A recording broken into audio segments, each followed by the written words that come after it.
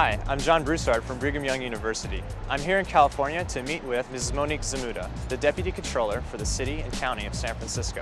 Managing the financial welfare of an entire city is no easy feat. As Deputy Controller, Ms. Zmuda's responsibilities include the development of the city's budget and the city's payroll activities. She also advises officials on the city's revenue projections and the economic and financial impacts of proposed legislation. I'm a junior majoring in economics and philosophy, and I'm interested in public policy and government. I'm so excited to learn about Ms. Zmuda's career path and to hear about the defining moments in her career. Ms. Zmuda, where did you go to college and what did you major in? I went to the State University of New York at Buffalo, and I had a double major, political science and social work. Did you know what you wanted to do when you were in college?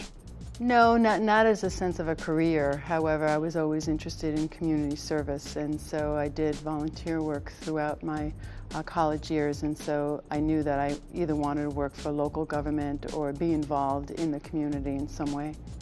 What were the biggest challenges that you faced when you started your career?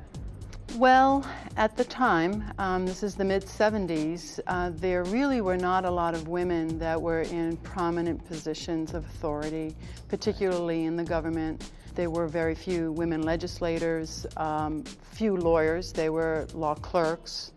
There were not too many analysts or financial managers who were women. And so after college, I did want to make a difference, and I wanted to be where some of the policy discussions occurred. How did you begin your career after college? Well, the first thing I wanted to do was leave New York. So I did have some friends who were living in San Francisco. So I traveled cross country and really thought about what I wanted to do. And when I came to San Francisco, like many people who travel cross country and come to California, once we come, we don't ever leave. And so I fell in love with the city, and I did go to work for a dentist, which is how I supported myself through high school and college. And then I applied to the City and County of San Francisco and did accept a position with the Board of Supervisors as an analyst. Tell me a little bit more about your responsibilities as a Deputy Controller. Well, the Controller's Office has a number of very important duties that are outlined in the Charter.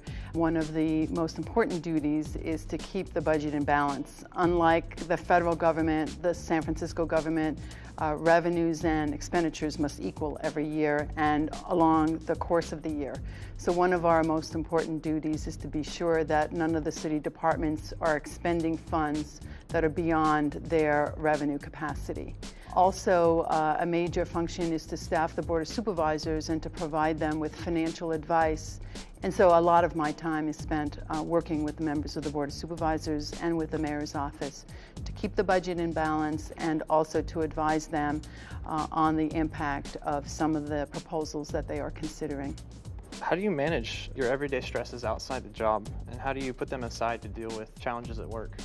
Well, I both work for the city and live in the city, and living in the city is terrific. And one of the ways that I reduce my stress is by having experiences within the city. I love to walk to work, and I live about 5 miles away. On my walks, I see all of the improvements that the city is in the process of making. And so one way to relieve stress is recognizing that the work that the office does on a year-in, year-out basis does result in better government and better services to the people. What do you consider to be the defining moment of your career? I think that when I was asked and I assumed the position of Chief Financial Officer of the Health Department was a defining moment. At that point, there were 4 divisions within the Health Department that were not consolidated and were not centralized. And the Director of Health at the time, Dr. Sandra Hernandez, decided that she needed to combine the divisions so that the services and the continuum of care was more cohesive, and with that, she created a position of Chief Financial Officer. Is there anything that you wish you had done differently in your career? There are many things in a given month or a given year that I wished had happened differently, but overall, I believe that I am in a place where I am personally happy, and I think that I do make a difference in helping run the city and helping others understand the value of public service.